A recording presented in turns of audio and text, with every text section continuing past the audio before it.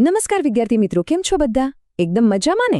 જ્ઞાનવૃક્ષ ચેનલના આજના આ ખાસ સાયન્સ માસ્ટર ક્લાસમાં તમારું ખૂબ ખૂબ સ્વાગત છે.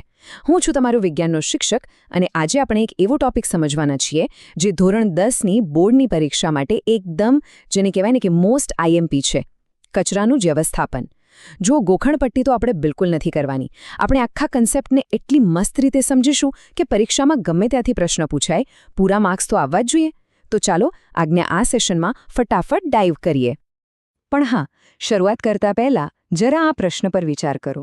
અરે, આપણે ઘણીવાર નોંધીએ છીએ ને કે જો કેળાની છાલ રસ્તા પર કે કચરામાં પડી હોય તો થોડા જ દિવસોમાં તે સડીને માટીમાં ભળી જાય છે, જાણે ગાયબ જ થઈ જાય છે.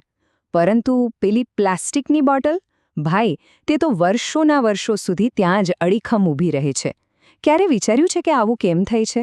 આની પાછળ કયું જબરદસ્ત વિજ્ઞાન છુપાયેલું છે? બસ આ જ છે આપણો આજનો મેઇન ટોપિક. અને હું ખાતરી આપું છું કે આ સેશનના અંત સુધીમાં તમારી પાસે આનો એકદમ સચોટ વૈજ્ઞાનિક જવાબ હશે.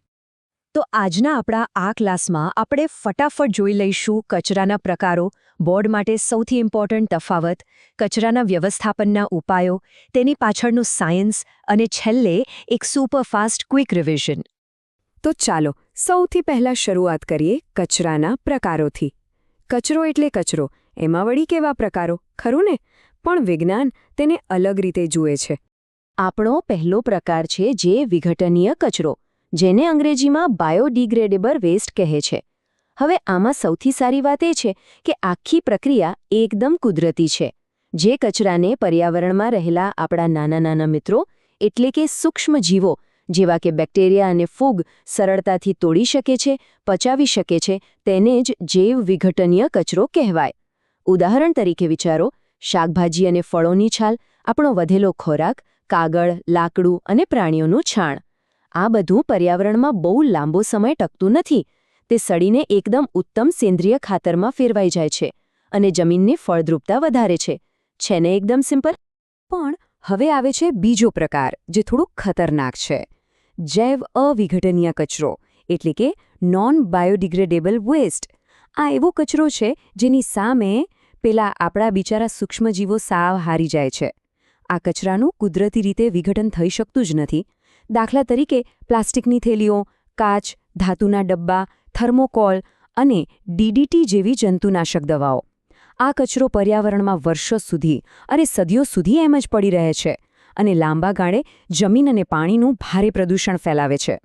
અને હા, સૌથી ભયંકર વાત તો એ છે કે આવા પદાર્થો આપણી આહાર શૃંખલામાં પ્રવેશીને જૈવિક વિશાલન એટલે કે બાયોલોજિકલ મેગ્નિફિકેશનની બહુ જ ગંભીર સમસ્યા ઊભી કરે છે.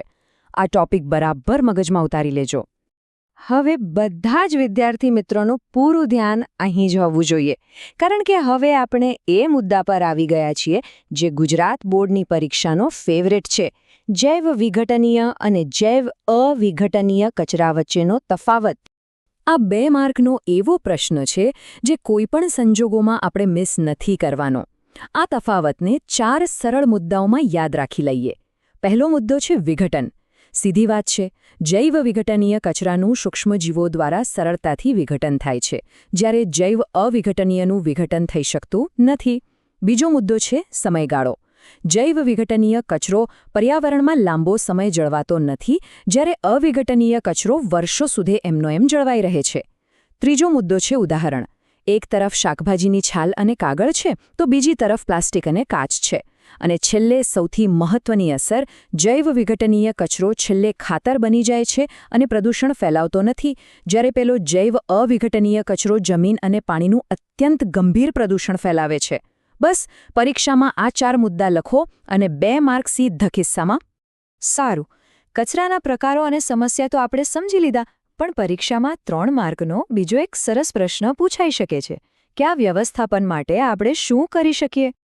જુઓ, વિજ્ઞાન માત્ર ચોપડીઓમાંથી વાંચીને ગોખવા માટે નથી, તેને પ્રેક્ટિકલ જીવનમાં ઉતારવાનું છે. અહીં આપણે 3 મુખ્ય સ્ટેપ્સ લઈ શકીએ. સૌથી પહેલું અને સહેલું સ્ટેપ છે કચરાનું વર્ગીકરણ એટલે કે સેગ્રીગેશન. ભીનો કચરો જે જૈવ વિઘટનીય છે તેને હંમેશા લીલી કચરાપેટીમાં જ નાખવો જોઈએ, અને સૂકો કચરો જે જૈવ અવિઘટનીય છે તેને ભૂરી કચરાપેટીમાં. બીજું સ્ટેપ છે કમ્પોસ્ટિંગ. રસોડાના કચરાને જમીનમાં ખાડો કરી દાટી દેવાથી તે ઉત્તમ ખાતર બની જાય છે. અને ત્રીજું છે આપણો મંત્ર. પ્લાસ્ટિકનો ઉપયોગ ઘટાડવો એટલે રિડ્યુસ, જૂની વસ્તુઓનો ફરી ઉપયોગ કરવો એટલે રીયુઝ, અને ભંગારને ઓગાળીને નવી વસ્તુ બનાવવી એટલે કે રિસાયકલ કરવું. હવે અહીંયા એક બહુ જ મોટો ટ્વિસ્ટ છે હો. 1 માર્કના હેતુલક્ષી પ્રશ્નમાં વારંવાર પૂછાય છે કે રિડ્યુસ, રીયુઝ અને રિસાયકલમાંથી કઈ પદ્ધતિ સૌથી બેસ્ટ છે? સાચો જવાબ છે પુનઃઉપયોગ એટલે કે રીયુઝ. કેમ? કારણ કે જ્યારે તમે કોઈ વસ્તુને રિસાયકલ કરો છો ને, ત્યારે તેને ફેક્ટરીમાં ઓગાળવા માટે ઘણી બધી વીજળી અને ઊર્જા વપરાય છે. પણ જો એ જ પ્લાસ્ટિક કે કાચની બોટલને ધોઈને તેમાં ઘરે મસાલા ભરી લેવામાં આવે તો કોઈ જ નવી ઊર્જા વપરાતી નથી. એટલે કે પુનઃઉપયોગમાં સૌથી વધુ ઊર્જાનો બચાવ થાય છે. આ પોઈન્ટ બરાબર નોંધી લેજો. હવે સમય આવી ગયો છે શરૂઆતમાં પૂછેલા પેલા કેળાની છાલ અને પ્લાસ્ટિકવાળા પ્રશ્નનો સચોટ વૈજ્ઞાનિક જવાબ મેળવવાનો. ઉત્સેચકોની ભૂમિકા. આ 2 માર્કના વૈજ્ઞાનિક કારણ તરીકે પૂછાય છે. આ પ્રક્રિયા પાછળનો વિજ્ઞાન ખરેખર અદ્ભુત છે. પર્યાવરણમાં રહેલા સૂક્ષ્મજીવો ઉત્સેચકો એટલે કે એન્ઝાઇમ્સ ઉત્પન્ન કરીને પદાર્થોને તોડે છે. પણ યાદ રાખો, આ ઉત્સેચકો એકદમ ચોક્કસ હોય છે. જાણે તાળું અને ચાવી. એક ચોક્કસ ચાવીથી જ ચોક્કસ તાળું ખુલે, બરાબર ને? એવી જ રીતે સૂક્ષ્મજીવો પાસે કુદરતી પદાર્થો જેમ કે લાકડું કે કાગળને તોડવા માટેના ઉત્સેચકો છે, તેથી તે જૈવ વિઘટનીય છે. પરંતુ આપણે માણસોએ જે પ્લાસ્ટિક બનાવ્યું છે ને, એવા કૃત્રિમ પદાર્થોને પચાવી શકે તેવા ઉત્સેચકો આ બિચારા સૂક્ષ્મજીવો પાસે છે જ નહીં. એમની ચાવી ત્યાં લાગતી જ નથી. તેથી જ પ્લાસ્ટિકનું વિઘટન થતું નથી. એકદમ ક્લિયર થઈ ગયું ને? તો ચાલો હવે આપણે પહોંચી ગયા છીએ આજના માસ્ટર ક્લાસના છેલ્લા અને ખૂબ જ સ્કોરિંગ ભાગ પર. Quick revision. બોર્ડની પરીક્ષાના 1 માર્કના પ્રશ્નો માટે ફટાફટ નજર ફેરવી લઈએ. હું મુદ્દો બોલીશ અને તમારે મનમાં ફટાફટ જવાબ વિચારવાનો છે. રેડી? કાગળ, શાકભાજી અને પ્લાસ્ટિકમાંથી જૈવ અવિઘટનીય કોણ? ચોક્કસપણે પ્લાસ્ટિક. કઈ પદ્ધતિમાં સૌથી વધુ ઊર્જા બચે છે? સાચો જવાબ છે પુનઃઉપયોગ એટલે કે રીયુઝ. બીનો કચરો કયા રંગની કચરાપેટીમાં જાય? યસ, લીલી કચરાપેટીમાં. ખેતરના પાકનો કચરો કેવો કહેવાય? તે કુદરતી છે એટલે જૈવ વિઘટનીય જ હોય.